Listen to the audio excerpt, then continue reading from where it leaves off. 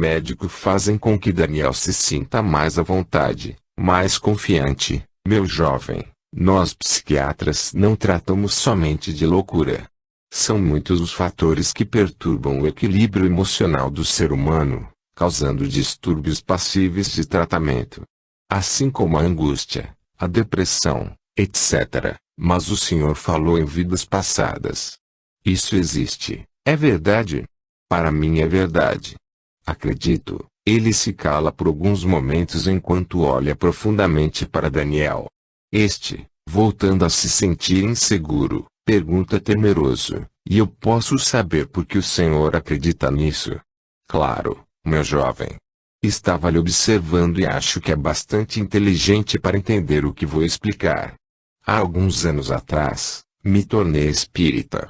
Assim, tenho estudado profundamente sobre esse assunto de vivermos muitas vidas, que ainda é muito desacreditado no Ocidente. Por quê? Acreditam isso no Oriente? Interrompe Daniel, surpreso. Sim. Os orientais acreditam nisso, há muitos milênios. Aqui, na civilização ocidental, é que este assunto surgiu como uma teoria nova que, por contrariar a medicina acadêmica e as religiões ocidentais, é desacreditada. Entretanto, através da fé que eu abracei, tem me ajudado a entender alguns de meus pacientes. Venho observando que determinadas situações negativas, pelas quais passamos em um passado remoto, perturbam a nossa vida presente. E eu acredito nisso. Então, se isso existe, fala Daniel muito impressionado, o que se pode fazer para não se lembrar desse passado? Dissolver a negatividade do que fizemos de errado e que mantém a nossa consciência presa naquele passado. E somente através da nossa compreensão, poderemos dissolvê-la. Como assim? Não estou entendendo. Vou lhe dar um exemplo. Se numa vida anterior eu fui um criminoso, e os meus atos feriram alguém, volto numa outra vida para pagar o que fiz. Isto é, passo pelo mesmo sofrimento que eu causei aos outros. E, compreendendo e aceitando que o que estou sofrendo hoje, está me ajudando a corrigir os antigos erros, me liberto do passado, até que parece certo. O que a gente faz, recebe de volta, é isso. Vejo que você é um jovem inteligente, que entende as coisas com facilidade. Isso ajuda muito a restaurar o seu equilíbrio. Se você desejar e confiar em mim, Daniel, posso ajudá-lo a esquecer o que passou. E assim, viver livre, conquistando uma vida mais feliz. A simpatia e o jeito atencioso do psiquiatra acabaram por conquistar de vez a confiança de Daniel, que concorda em relatar minuciosamente o que estava acontecendo com ele. Escutando-o com atenção, o médico se surpreende com a espantosa facilidade dele, de se transportar a vivências passadas. O seu filho, pastor, é um sensitivo impressionante. Ainda não tinha visto ninguém tomar conhecimento de tempos passados, com tal naturalidade, explica para o pai, ao término da consulta. O que então, o senhor sugere que se faça? Pergunta Tomás surpreso com o conceito do médico. Duas coisas. A primeira vai de encontro à sua fé religiosa, mas apesar disso, sugiro que o senhor leia o livro Nosso Lar do sensitivo Francisco Xavier, um mineiro da cidade de Uberaba. Nele o senhor encontrará alguma explicação para o fenômeno que acontece com o seu filho. Nesse ponto, o médico faz uma pausa para observar a reação do pastor. Este, perplexo com tal sugestão, pergunta receoso: e qual a segunda? Que ele vem ao meu consultório uma vez por semana. O caso dele necessita de um acompanhamento assíduo e um estudo profundo. Sei que para o pastor isso é um tanto constrangedor, devido à sua crença. Mas fique tranquilo quanto à minha discrição a respeito. Num consultório médico, o sigilo também é sagrado. A meu ver, o importante é a harmonização e o perfeito equilíbrio emocional de seu filho. Pelo menos assim eu suponho. Evidente que sim. Concordo consigo. E se Daniel assim o desejar, tudo bem. E, estendendo a mão para o médico, se despede, concluindo: obrigado, doutor. Penso que se Deus permitiu tal situação, deve ter algum motivo. Que Ele nos ilumine, para que possamos chegar a um bom termo. Já passava das 11 horas da noite, quando Tomás, vendo luz sob a porta do quarto de Daniel, preocupado, resolve entrar. Encontro mergulhado na leitura. O que foi, meu filho? Perdeste o sono? Estás preocupado? Parecias-me tão bem à hora do jantar. Estou estudando. Por causa do concurso literário, a professora de história está fazendo vários testes conosco, para refrescar a nossa memória. Isso é muito bom. Vai ajudá-los a desenvolverem o tema. Qual o teste de amanhã? É sobre a escravidão negra, aqui no Sul. Sabias, pai, que bem antes da abolição, aqui já se faziam carteiras de trabalho para eles? E que eles se tornaram livres antes da assinatura da Lei Áurea? Mas que interessante, a tia da nossa professora tem guardada com ela uma carteira de ama de leite de uma escrava que serviu a sua família. Ela nos mostrou, isto é uma preciosidade histórica. Deveria estar num museu, e beijando o filho no rosto, aconselha: talvez seja melhor parares de estudar agora. Já é tarde. Amanhã estarás cansado, e vai se retirando. Tenha uma boa noite, filho. Tu também, pai. Daqui a pouco vou dormir. Já estou ficando com sono. Realmente, com os olhos já pesados, ele fecha o livro e apaga o abajur. E pegando a pedrinha missioneira, coloca sob o travesseiro, murmurando com voz sonolenta: hoje não, querido talismã. Esta noite vais ficar escondida. Nada de viagens. Porém, mal acabara de fechar os olhos, o torvelinho de luz o envolve, carregando ao início do século passado. A tarde cai cinzenta sobre o extenso campo, onde um grande rebanho de gado e ovelhas começava a se reunir. Correndo a pé, os negros escravos iam tangendo os animais, sob o comando do feitor que, a cavalo, ia gritando as ordens. Vez por outra, ouvia-se o estalar do chicote no dorso de algum negro, para ativá-lo, quando por cansaço ia diminuindo o ritmo da corrida. O tempo estava se preparando para a chuva. O vento norte, que já se fazia presente há 3 dias, levantava fina poeira vermelha, que se espalhava pelo largo avarandado da grande casa, toda feita em madeira. Daniel, aturdido, se dá conta de que está agachado, junto a um dos troncos de sustentação do telhado. Olhando para suas mãos, leva um susto. São negras, bem negras. Verifica então, que seu corpo é de um guri negro, vestido apenas com um calção de pernas longas. Seu torso nu, de um negro luzídio, é bem magro. Assustado, se sente enfraquecido, com o estômago roído de fome. Ouvindo vozes, percebe 2 homens conversando. Sentados em confortáveis cadeiras de balanço, o dono da fazenda e seu capataz, falavam sobre a lida do dia, enquanto observavam ao longe o reunir do gado. Fulgêncio. Gostei da tua ideia de trazer esses negros para cá. O trabalho com os bugres não rendia tanto. Tinhas razão. Dobrou o rendimento da fazenda este ano. Obrigado, patrão. O capitão Antunes, da fazenda Campo Verde, estava certo. É uma raça resistente. Sol e chuva para eles não causam muitos problemas. Só no inverno é que tivemos algumas baixas. Mas também eles não estavam acostumados com o frio. Mas acabam acostumando. Eles são da mesma estirpe que a nossa cavalhada. Mas veja o céu, Fulgêncio. Tá carregado que nem lombo de burro. Vamos ter chuva grossa. Patrão. Tá na hora. Faz 3 dias que esse maldito vento azucrina nossa vida, não deixa nem eu acender direito meu palheiro, reclama o robusto fazendeiro que, com a mão protegida por um cachecol de lã grossa, segurava um pequeno tacho com braseiro para acender o cigarro. As brasas estão se apagando, Firmino. Vem cá, grita o capataz para o pequeno escravo, ligeiro. Daniel olha assustado, percebendo que o chamado é para ele.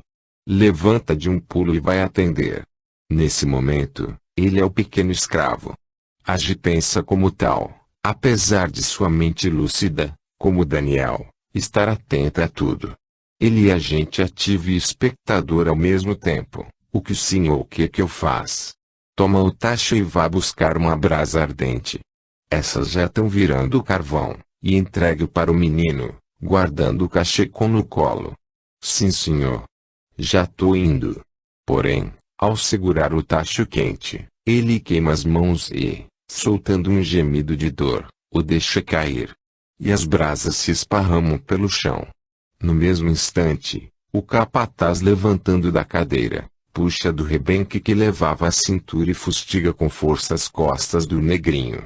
Este, sob o impacto da força do rebenque e da dor, gemendo, cai ao chão.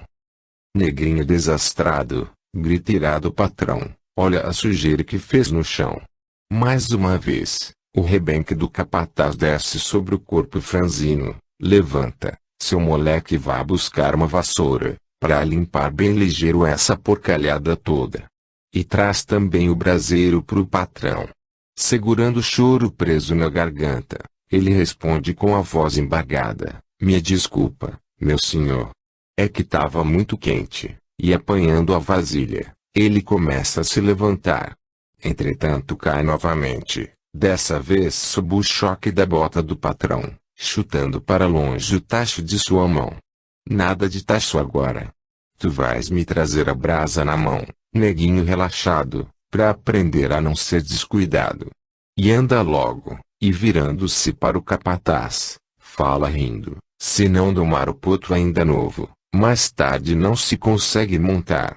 É pelo medo do castigo e da dor, que ele fica manso." Daniel, horrorizado com tudo que estava vivenciando e sofrendo as dores do pequeno negro, se desespera e não quer ver, nem sentir mais nada. E no impulso ele grita: "Mãe, me ajuda."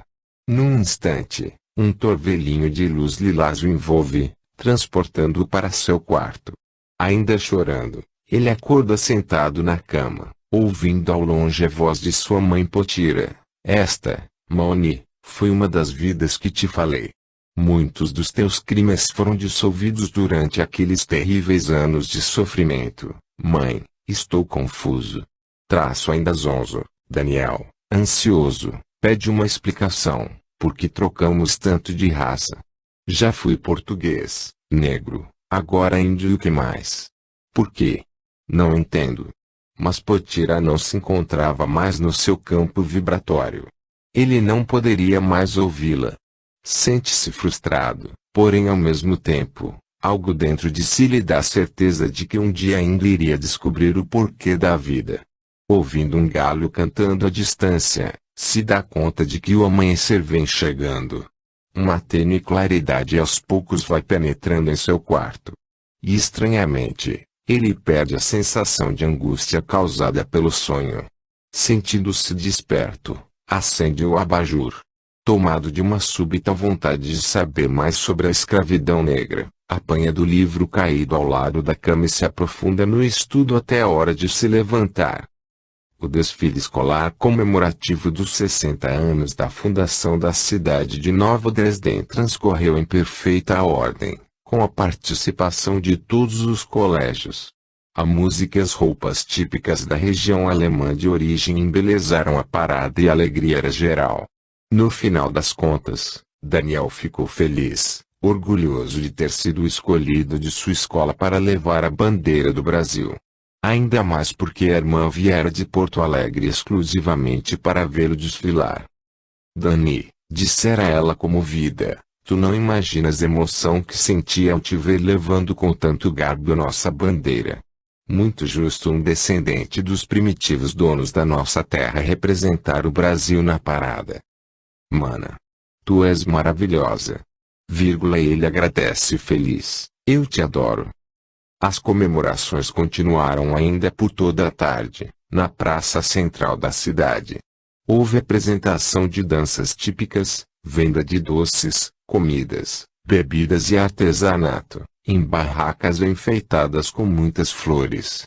Alegre banda, com seus componentes vestidos a caráter, tocava constantemente, passando por entre estas, num convite à dança e ao canto. A cerveja e o vinho corriam à vontade, deixando por vezes o entusiasmo passar dos limites. E à noite, seria o grande baile, regado a chope, momento ansiosamente esperado por todos. Descansando do tumulto do dia, a família se reuniu no final da tarde, conversando e comentando sobre a festa em geral. Em dado momento, Daniel, agora mais harmonizado com a colonização alemã, resolve conhecer melhor a história da família de seu pai. Até hoje, pai, eu não tinha me interessado em saber por que seus avós vieram viver aqui no Brasil. Mas agora estou curioso. Por que eles vieram, pai? Porque naquela época, a vida na Alemanha estava muito difícil. O meu avô, Helmut Schneider, era artesão e escultor e, para ele, na sua profissão, não havia muitas oportunidades de trabalho. As perspectivas eram sombrias. Entretanto, o Império Brasileiro na ocasião, estava convidando imigrantes, oferecendo muitas vantagens. Como ele estava recém-casado, de comum acordo com minha avó Ingrid, que era uma moça prendada e culta, eles resolveram arriscar a vida nova num país novo. E assim, tomaram o vapor rumo ao Rio de Janeiro, em 1886. Chegaram ao Brasil, cheios de esperança no futuro, acreditando que seus conhecimentos seriam valorizados na nova terra. Porém, a desilusão foi grande. Não existiam facilidades. E os estudos alemães de minha avó, aqui nada valiam. As promessas eram falsas. Puxa, interrompe Daniel, eu pensei que naquele tempo, a palavra valia tanto quanto o ouro. Ingenuidade tua, meu irmão. A falsidade é tão velha quanto o mundo. Todos os imigrantes chegaram aqui enganados. Traço complementa Elisa, não só pelos brasileiros, mas principalmente pelos alemães que faziam a propaganda enganosa e formavam os grupos ganhando muito dinheiro à custa da credulidade, dos que sonhavam com um futuro promissor nas terras de além-mar. O mesmo aconteceu com a minha família também, que barbaridade. Coitados. Fala Daniel penalizado, mas continua, pai. Conta mais, pois foi dessa maneira, como a tua mãe falou, que eles chegaram no Brasil. Com muita dificuldade meu avô conseguiu um trabalho. Mas não de acordo com a sua profissão. Era um trabalho quase escravo. Fazer calçamento de pedra na estrada que ligava o Rio de Janeiro à cidade de Petrópolis, fundada por D. Pedro. Mas que coisa louca! Exclama Matilde. Porém, continua Tomás, como Deus escreve certo por linhas tortas, a vida deles mudou para bem melhor. De que jeito? Interrompe Matilde, num tom de brincadeira, quebrando mais pedra. Se me interromperem com tolices, então não conto mais, reclama Tomás um tanto aborrecido. Assim não dá, ora, pai estava só brincando. Também estou curiosa. Tu nunca falaste sobre isso comigo, tens razão, filha. Já deveria tê-lo feito, de vez que é uma história bem interessante. Mas como tem uma passagem pela nobreza, não queria que vocês se envaidecessem com isso e, ademais, era um segredo de família, segredo e nobreza. Então, conta logo. Agora que quero mesmo saber de tudo. Tintim por tintim. Aonde entra a nobreza? Sorrindo para a filha, Tomás reinicia. Bem, como a minha avó era muito nova e bonita, ele tinha medo de deixá-la sozinha no albergue onde moravam e assim ela o acompanhava no trabalho e quase sempre o ajudava também. O que isso, pai? Dessa vez é o filho que o interrompe também brincando. Aonde está a linha certa de Deus? Uma mulher carregando pedras. Pois então, preste atenção, porque foi assim que aconteceu. A linha torta virou certa. Continuando. Estava a avó Ingrid carregando pedras, quando D. Pedro II passou em sua carruagem, pelo local. Ao ver uma jovem tão linda fazendo esse tipo de trabalho e percebendo que ela era uma moça educada, indignado, mandou que parassem imediatamente a carruagem. Como o imperador falasse correntemente o alemão, perguntou a eles por que tal absurdo estava ocorrendo. Ao saber que o marido era artesão e escultor, imediatamente o contratou para ser construtor de suas carruagens e a bela Ingrid, para ser babá de seus filhos. Nossa! Até parece conto de fadas, se espanta Daniel. E a Bisa ficou morando no palácio. Que luxo! Mas, se eles ficaram assim tão bem no Rio de Janeiro, por que viemos parar aqui no Sul? Pergunta Matilde admirada. Porque em seguida caiu o Império e, com medo dos atos da República, eles fugiram para Porto Alegre. Lá chegando, o vô conseguiu trabalho com um marceneiro austríaco já estabelecido há algum tempo por lá. E com o dinheiro que ganhara do imperador, tornou-se sócio da marcenaria.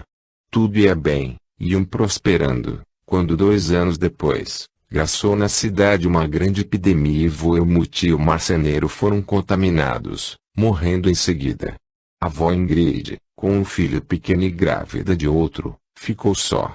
Sofrida e sem ter ninguém para aconselhá-la direito, vendeu sua parte na marcenaria, por uma bagatela. Mas que tragédia, pai! O conto de fadas virou maldição de bruxa, pois é. Porém, como a avó Ingrid já falava razoavelmente o português, uns colonos imigrantes que estavam vindo para esta região, convidaram-na para ser professora das crianças, na recém-criada colônia Nova Dresden. Mais tarde, ela acabou se casando com um deles e aqui estamos nós. Que história interessante, comenta Matilde, só não entendo por que nunca nos contou. E qual o motivo do segredo? Já lhe disse, filha. Não queria que você se vangloriasse com a passagem, de certa forma, de seus bisavós pela corte brasileira. E a avó Ingrid fez questão de silenciar sobre essa parte de seu passado, após seu casamento com Wolf Cruel, porque isso causava ciúmes a ele. Por isso essa história ficou sendo um segredo de família, de pai para filho. Bacana. Que bacana. Parece novela de rádio, fala entusiasmado Daniel. E os seus avós, mãe? Como foi a vida deles? Só sei que eram colonos. Pois foi isso mesmo, filho. A dura e difícil tarefa de lavrar uma terra virgem e estranha. Nada de muito pitoresco. Um outro dia eu conto pra vocês. Já está na hora de começar a nos prepararmos para o baile. Já passa das 8 horas. Daniel chegou em casa, apesar de alegre e feliz, muito cansado. Assim, foi direto para a cama. Entretanto não conseguia dormir, de tão excitado que se encontrava. Também, fora a primeira vez que dançara num baile, com uma menina. No ano anterior, ficara sentado, apenas apreciando a música. Mas não foi somente o ato de dançar, mas a simpatia que surgira de imediato, quando seus olhos se encontraram com os lindos olhos verdes da pequena ruivinha. Daniel notara a presença dela, tão logo entrara no salão. Os cabelos vermelhos encaracolados brilhavam como fogo, sob a luz que incidia sobre a mesa onde ela se encontrava, acompanhada de várias pessoas. Certamente sua família. Ele nunca a vira antes na cidade. Será apenas visitante ou moradora recente, se perguntava, enquanto seu coração palpitava de uma forma estranha. Nunca se sentira assim. Será que ela gostaria de dançar comigo? Ele se encontrava sozinho em sua mesa. Os pais estavam dançando e a irmã fora conversar com outras jovens, do outro lado do salão. Ele ficara, com intenção secreta de dançar com a menina. Só posso saber se ela aceita, se eu for lá convidá-la. Vou arriscar. Mas... e se ela for racista? Afinal eu sou um bugre. Devo convidá-la ou não? Se eu for e ela disser não, com que cara eu fico? Todavia, era tanto receio e indecisão, que quando criou coragem e ia se levantar, ela saiu dançando com as amigas, acompanhando o cordão que passava animado, ao som de uma polca. Frustrado, ele ficou olhando-a se afastar ao ritmo da música. Eu sou um imbecil. E ela é uma graça. Agora fico sentado que nem um balão murcho. Bem feito. Quem manda ser tão pamonha? Assim ele se recriminava. Porém, quando o cordão passou novamente em frente à sua mesa, ela olhou para ele sorrindo. E foi tamanha a sua surpresa, que ele nem soube corresponder. O sorriso ficou preso, enquanto o coração saltava dentro do peito. Ela sorriu. Ela sorriu. Então ela vai dançar comigo.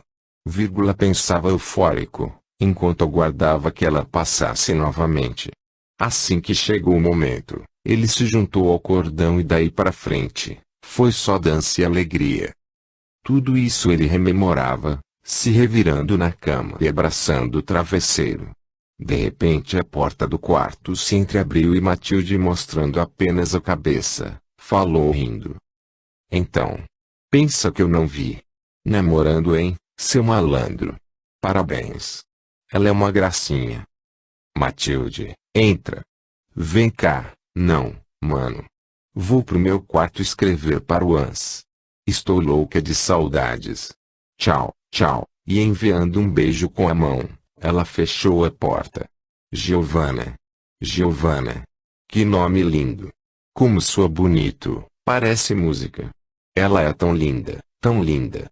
Como eu poderia imaginar que iria conhecer uma italiana, no meio de tanto alemão. E com aqueles olhos verdes. Aí, meu Deus. Daniel se apaixonara. Seu primeiro amor. Ele mal podia acreditar que uma menina tão bonita pudesse se interessar por um índio guarani.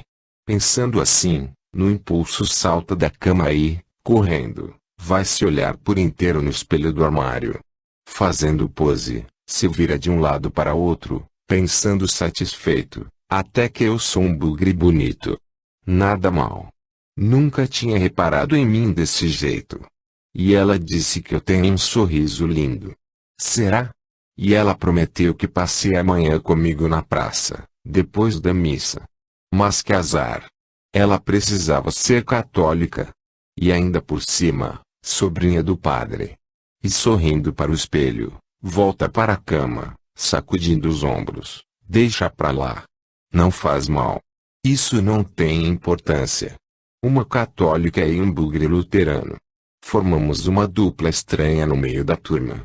E assim pensando, se enfia embaixo das cobertas, pensando em Giovana. Sem querer, sua mão esbarra na pedrinha missioneira, esquecida entre os lençóis. Segurando-a, fala bem baixinho, querido talismã. Desde que te encontrei, quanta coisa tem acontecido comigo. A chuva caia fina e fria. O barro vermelho respingava nas roupas à medida que os cavalos iam atolando as patas pelo caminho enlameado.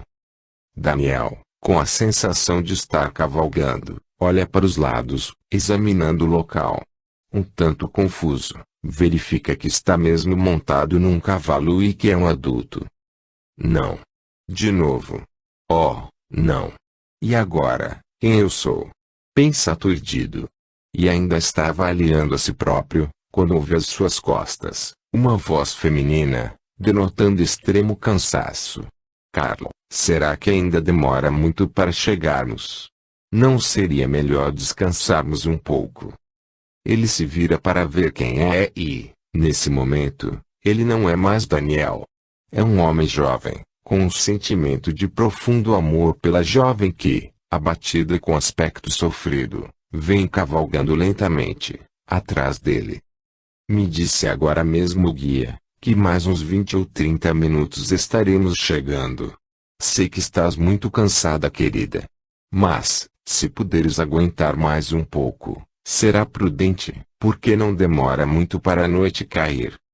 Gretchen sentia as costas doerem.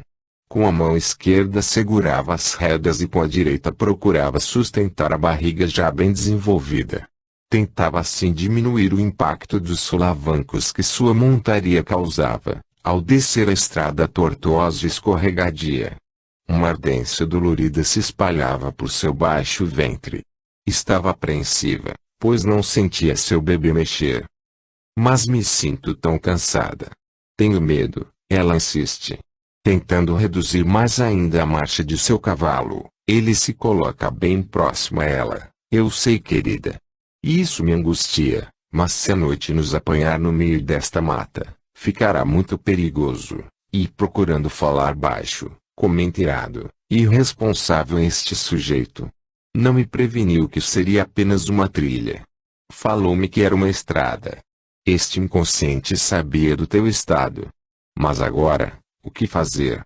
Temos que chegar na casa que nos reservaram. E espero que seja pelo menos uma casa razoável. Sentindo o nervosismo crescente do marido, procura acalmá-lo. Eu estou bem, querido. O bebê também. Tudo dará certo. Estou apenas cansada, Gretchen querida. Tu nem calculas o tamanho do meu desespero por ter te trazido para este fim de mundo. Te fazer passar 2 meses naquele navio imundo, viajando como escravos. E pagando com quase todas as nossas economias. Estou me afogando em ódio e revolta, mas como poderias adivinhar que aquilo que nos prometeram era puro engodo? Eu também sou culpada. Acreditei e te entusiasmei a vir. Não fica assim, querido. Te acalma. Se eu pudesse adivinhar que ser colono neste Brasil é ser desbravador, jamais teria saído da Alemanha. Sufocado pela indignação, sua voz soa rouca. Não somos índios para viver na mata. Tens razão, querido. Pelo menos na nossa terra sabíamos aonde estávamos pisando e sempre teríamos alguém para nos auxiliar. Sua mulher fala com tristeza, disfarçando o medo e a dor que está sentindo. Os cavalos também cansados começam a tropeçar vez por outra. Num desses tropeços, quase que Gretchen vai ao chão. Com um susto, ela se agarra no crânio do animal com ambas as mãos e bate a barriga de encontro à sela. Independente de sua vontade, solta um grito de dor. Carlos se desespera e faz os cavalos pararem. Querida. Oh, minha querida, como estás? E dirigindo-se ao guia, mais à frente, fala com ódio. Viste o que nos arranjaste, seu desgraçado. Se algo acontecer com minha mulher eu te mato. Novamente ela procura acalmá-lo. Tem medo que realmente aconteça uma trágica briga entre os dois. Não foi nada, Carlo. Não foi nada. Tenha calma, e fazendo um esforço sobre-humano, esconde tudo o que está sentindo. Já passou, querido.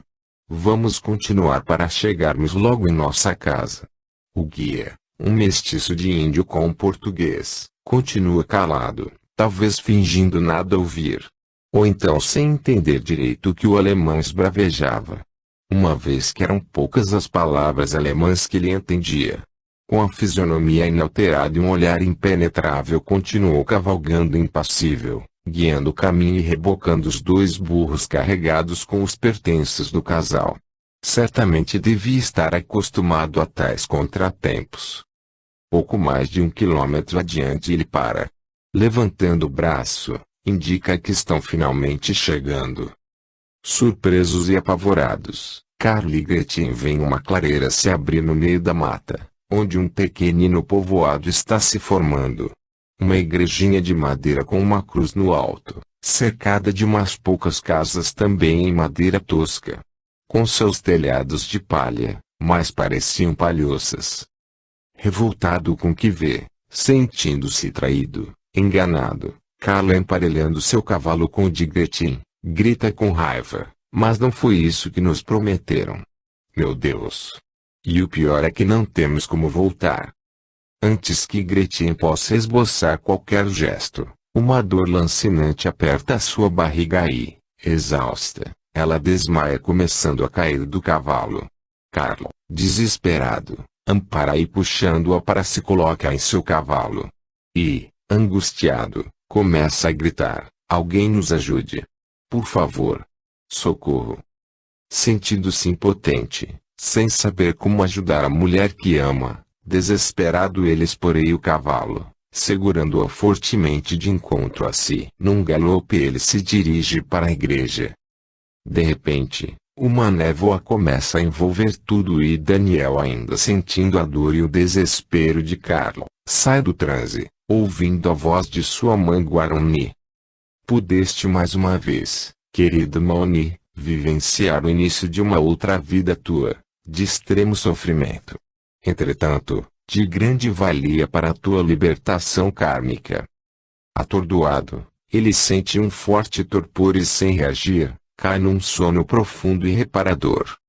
Estavam como de costume, após o culto da manhã, ele e o pai, se preparando para a sessão de música, enquanto aguardavam pelo almoço. Daniel se sentia feliz. Desde que se levantara, até o momento, só conseguia pensar na sua bela Giovanna.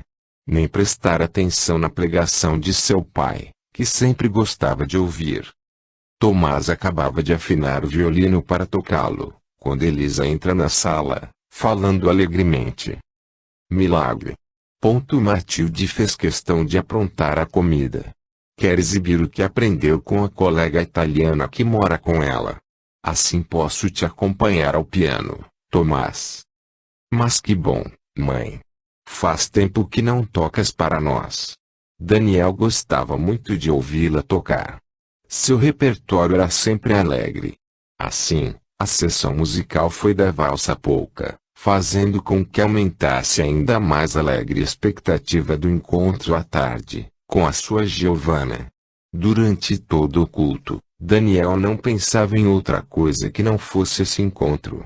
A imagem da bela ruivinha dominava completamente a mente dele, afastando de sua memória inclusive, o triste sonho da véspera.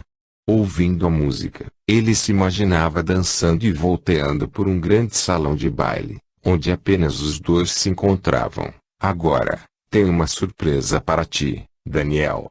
Traço a voz de sua mãe e retiro de seu devaneio. Vou tocar uma música que há muito tempo não me lembrava dela.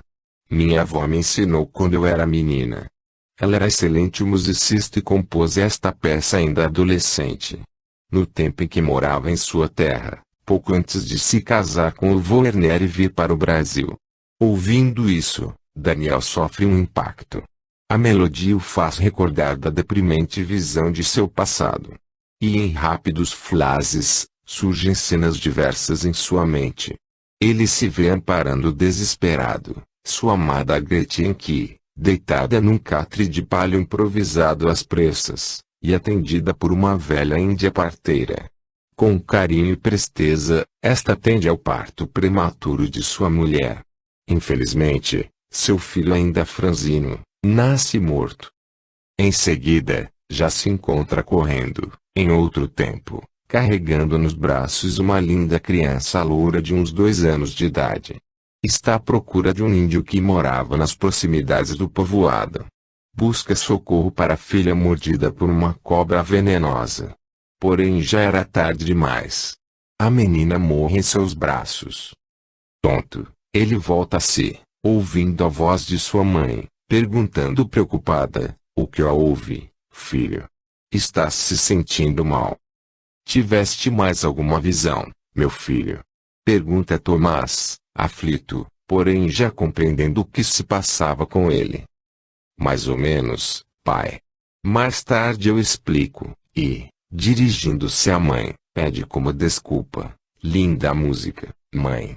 Toca de novo. Foi só um mal-estar passageiro. Acho que estou com fome.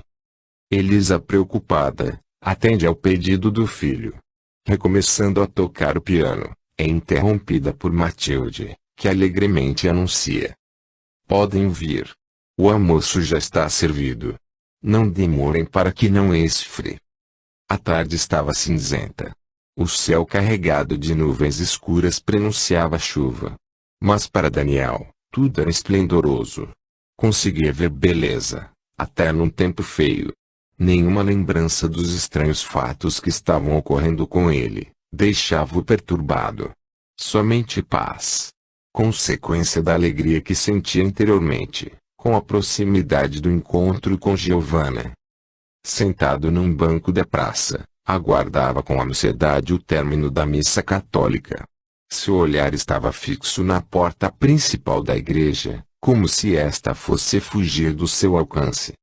Como será esse padre, tio da Giovanna? Será mesmo um sujeito bacana como dizem? Se eu namorar mesmo com ela, vou ter que enfrentar a fera, assim ele pensava, enquanto esperava. Falam muito que ele é jovem e que toca violão. Será que é verdade? E que em 2 domingos por mês ele faz reunião com os jovens, com música e dança. Será? Se for, pode ser que seja até hoje. Puxa, seria bom demais. Mas, se for verdade e a Giovanna me convidar, será que o pai fica aborrecido? Puxa, que meleca. Ela não precisava ser católica. Pode dar um nó lá em casa. Todos esses pensamentos giravam em sua cabeça. Tinha medo que o pai não aprovasse o seu namoro com ela. Afinal, quase todos em Nova Dresden eram luteranos. Daniel ouvira vários comentários sobre o padre Francisco. Seus colegas falavam às escondidas sobre ele. Que era um sacerdote jovem, de mente aberta e que estava sempre disposto a ajudar aos outros, independente de credo ou ideologia. Que não impunha sua fé. Que até mudar o horário da missa dominical para tarde, só para que os fiéis pudessem passear mais no domingo.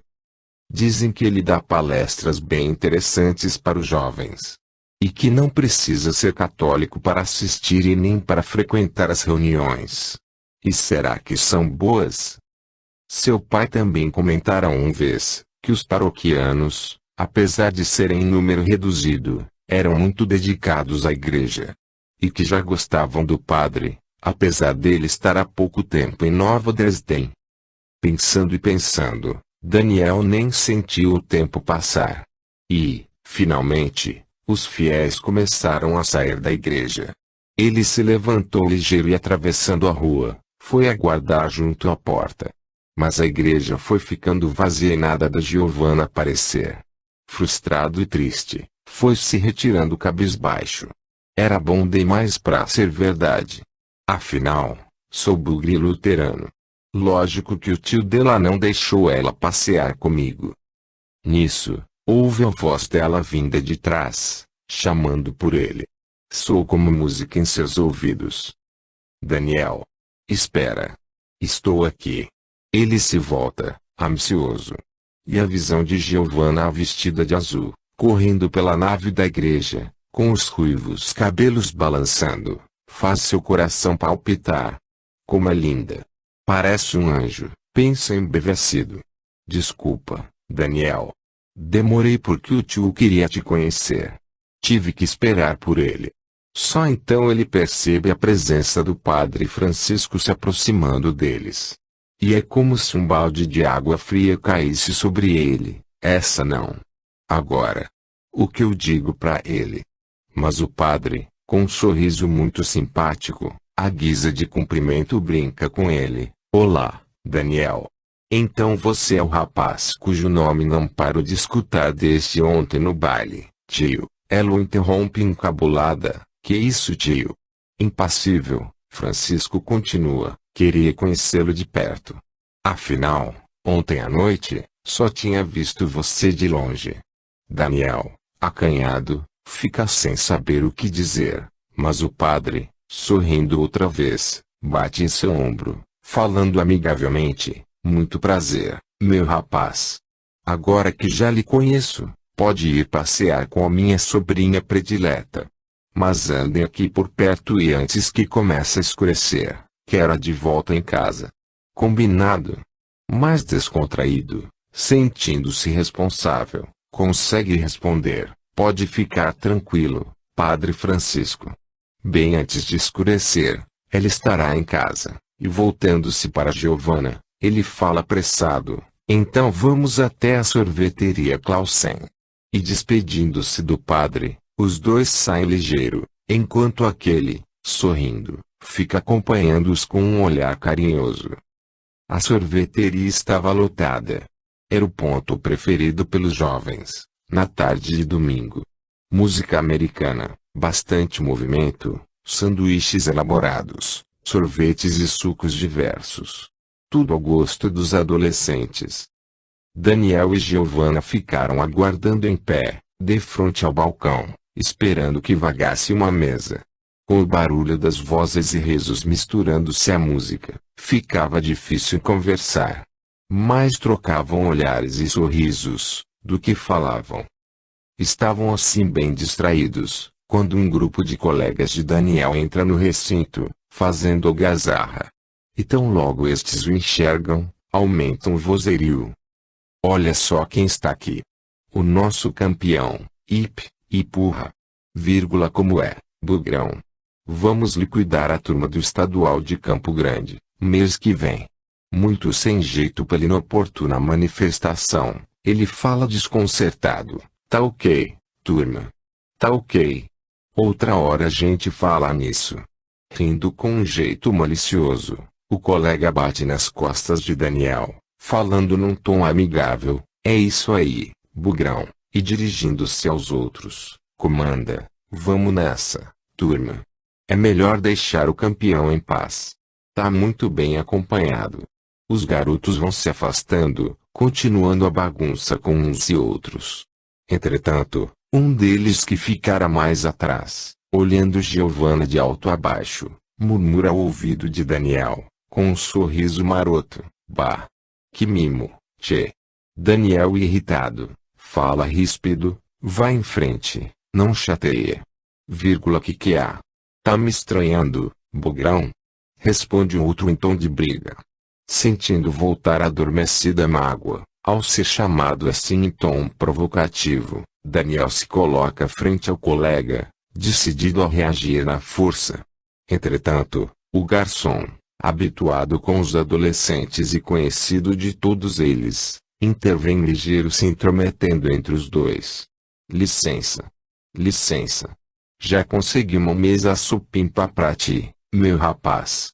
Vem com a tua guria atrás de mim, é lá nos fundos. E dirigindo-se ao outro, empurra-o de leve, falando em tom cordial, tua turma tá te chamando lá na frente, Fred. Vá logo. E sem se deter por mais tempo, ele continua seu caminho por entre as mesas. Com equilíbrio de malabarista, levando a bandeja cheia de copos e garrafas, na altura de sua cabeça, vai pensando, não dá mais pra aguentar essa bagunça. Tô ficando velho pra isso. Se eu não soubesse lidar com essa turma, seria uma briga atrás da outra. Acho que já passei da hora de me aposentar. Afinal, já são quase 25 anos servindo mesa, pra gente de tudo quanto é tipo e idade. Daniel a contragosto vai acompanhando-o, segurando delicadamente Giovanna pelo braço. Pronto, chegamos, fala o garçom sorridente, mostrando uma pequena mesa meio escondida atrás de uma coluna, não de sequer um lugar jeitoso. Tá certo, Ernesto. É bom mesmo, agradece Daniel, retribuindo o sorriso dele. Realmente essa mesa, normalmente evitada por ficar afastada das outras, é no momento o lugar ideal para ambos ficarem conversando. Satisfeitos, eles se acomodam. E agora, o que vão querer tomar? Solicita Ernesto entrega o cardápio, aguardando pacientemente o pedido. E tão logo eles se decidem, se retira ligeiro. Daniel, aborrecido com ele mesmo, por não ter evitado aquela situação incômoda para sua namorada, procura se desculpar. Não deveria ter dado ouvidos ao Frederico. Ele é um mal educado.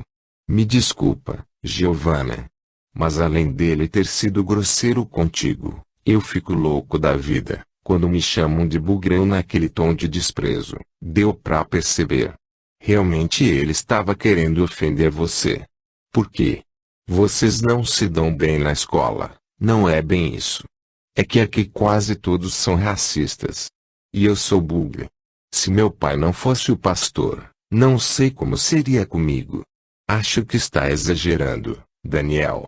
Os outros estavam elogiando você, e, com um olhar de admiração, pergunta curiosa, você é mesmo o campeão?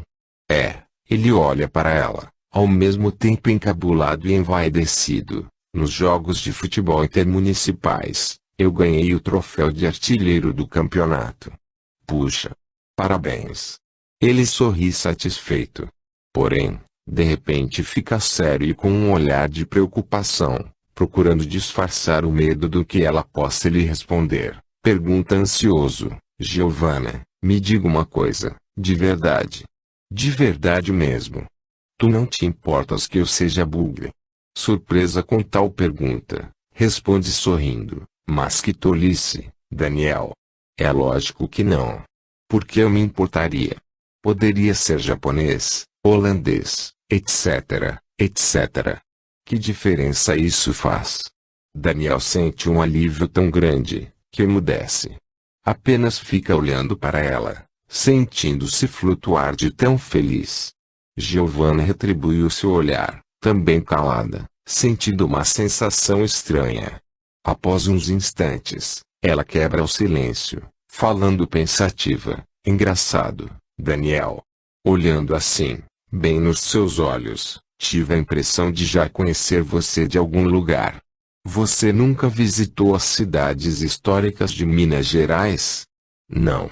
Eu nunca saí daqui. E dando uma risada, comenta: que coisa engraçada. Até agora eu ainda não tinha perguntado de onde tu és. Se estás só de passagem ou moras aqui. És de Minas Gerais que nem o teu tio? Sou sim. Mas acho que minha mãe e eu vamos morar aqui. Eu deveria ter notado logo teu sotaque diferente. E quando chegaste? Semana passada. Meu tio conseguiu a transferência do meu colégio para aqui e eu vou começar amanhã. Mas que ótimo. E qual a escola que tu vais frequentar? Traço pergunta cheio de esperança de que seja a mesma dele. Ginásio Venâncio Aires. E a tua escola? Ela responde, perguntando igualmente esperançosa. Não. Que pena. Infelizmente não. A minha é a Eugênia Hope. Tão entretidos estavam, que haviam até se esquecido do lanche. Quando o garçom chega com o pedido, eles se espantam. Que rápido, Ernesto, rápido. Tu é que estás de bobeira hoje. A casa tá lotada, meu chapa. Demorei as pampas. Eu, hein? Giovanna ri ao ver o tamanho da taça do sorvete. Leva um susto. Uai. Como é que eu vou dar conta desse iceberg? Os dois caem na risada e atacam seus sorvetes com vontade. Daniel caminhara bastante pela rua principal do comércio e pela praça, antes de voltar para casa. Queria degustar sozinho tudo o que acontecera. Sabia que ao chegar em casa, o bombardeariam com 1000 perguntas. Ele se sentia pisando em estrelas. Não se incomodava com a proximidade da chuva. Os relâmpagos já se faziam ver ao longe. Mas para ele, o troar dos trovões e as luzes dos raios riscando o céu, representavam fogos de artifício a comemorar em sua alegria. E quando a chuva caiu grossa, ele não apressou o passo. Era como se a água caindo sobre ele, estivesse dissolvendo o fantasma da discriminação. Em sua mente, ele se sentia aceito não pelo amor de pessoas caridosas. Não por precisarem dele como artilheiro. Ele havia sido aceito pelo que ele era, do jeito que era. Por amor. As lágrimas de alegria corriam por seu rosto, misturando-se à chuva que lavava sua alma. E assim, feliz, foi retornando ao lar. Daniel entrou em casa ensopado. As roupas tão encharcadas que precisou de uma toalha para se enrolar, levada por sua mãe, para que não molhasse o chão. Meu filho. Por onde andaste? Quer saber preocupada, onde já se viu, ficar molhado desse jeito? Estávamos preocupados com esta tua demora. Por que não nos avisaste de que irias demorar assim? Repreende o pai, vá logo tomar um banho quente, antes que te resfries. Mais tarde, já em seu quarto se preparando para dormir, seu pai foi conversar com ele. Com os braços cruzados, encostado na mesa de estudos, Tomás olhava pensativo para o filho. Daniel, tu nos deixaste muito apreensivos mesmo. Tua mãe já estava a ponto de telefonar para a casa do padre Francisco, perguntando de ti. O que aconteceu? Pai, desculpa, eu sei que errei. Desconcertado, Daniel se senta na beira da cama e soltando um suspiro, conta afinal, mas estava tão feliz que fiquei passeando pela cidade, na chuva e perdi a hora. Chuva. Temporal, isso sim. E não pensaste que com todo aquele aguaceiro e raios, nós ficaríamos intranquilos sem saber aonde andavas? Afinal, filho, tu ainda não completaste nem 15 anos. És ajuizado para a tua idade, mas não tens noção de perigo. É que eu tirei um peso enorme de dentro de mim. Aí fiquei tão feliz, que me esqueci de tudo. E que peso era esse, meu filho? Posso saber? Daniel se levanta e aproximando-se de Tomás, coloca a mão em seu braço, falando aliviado, sabe, pai? Não me sinto mais rejeitado por ser bugre. Não me sinto mais diferente dos outros. Eu sou eu e pronto. Nem melhor nem pior que ninguém, mas, filho, eu sempre te disse isso. Por que nunca acreditaste? Pergunta Tomás, com entonação de tristeza na voz. Eu sei. Não é que eu não acreditasse em ti. É que eu sempre foi muito difícil para mim, ser tão diferente de vocês. Nunca te achamos diferente de nós. Tu és nosso filho, eu sei que tu, a mãe e a mana sempre me amaram como se eu fosse igual a vocês. Mas com os outros sempre fui discriminado. Bugre isso, bugre aquilo. Mas agora, pai, é diferente. A Giovana disse que gosta de mim do jeito que eu sou, e com força, bate no próprio peito, entendeu, pai? Ela, aquela garota linda, linda. Gosta de mim, bugre. Não é maravilhoso? Com os olhos marejados de lágrimas, Tomás abraça o filho, falando emocionado, que ótimo, Daniel. E maravilhoso sim, filho. Há muito tempo que eu venho esperando isso acontecer. Finalmente chegou o dia. Tu compreendes agora, filho, o que eu sempre quis te dizer. Que o nosso corpo físico nada mais é do que o invólucro de nosso espírito. O que vale é o que somos em nosso íntimo. A nossa alma. A nossa parte divina, agora eu sei, pai. E estou muito, muito feliz mesmo por descobrir isso. Ele faz uma pausa e desfazendo o abraço, olha para o pai, falando ainda um pouco hesitante, quero te contar agora uma coisa, que eu não queria dizer. Sabe, pai? Eu estou apaixonado. Tomás ri e responde com carinho, não é novidade para nós aqui em casa. Quem não sabe disso? Entretanto estou curioso. Qual a idade dela?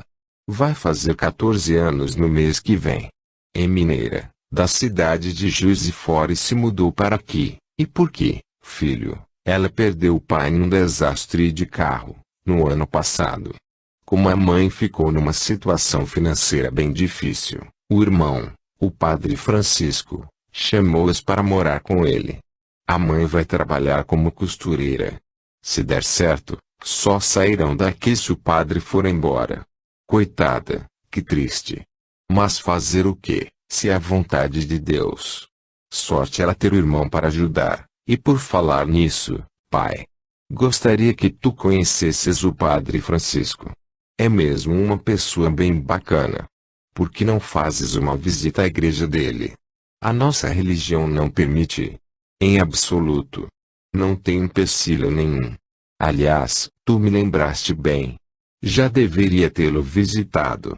Ele deve se sentir um pouco deslocado em uma cidade, onde a religião predominante é a luterana. Qualquer hora irei até ele. Acho que vais gostar dele. Bem.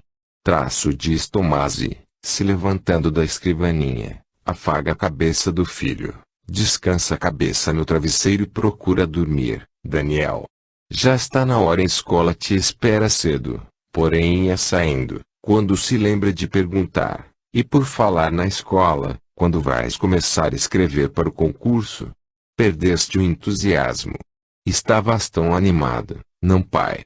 Continua animado. É que ainda não me veio a inspiração. Então que o bom sono te proporcione muita inspiração. Boa noite, filho. Saindo do quarto, ele fecha a porta atrás de si.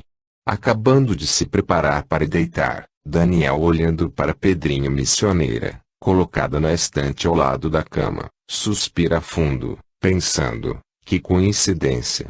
Como a minha vida tem mudado depois que visitei as missões. Obrigado, Jesus.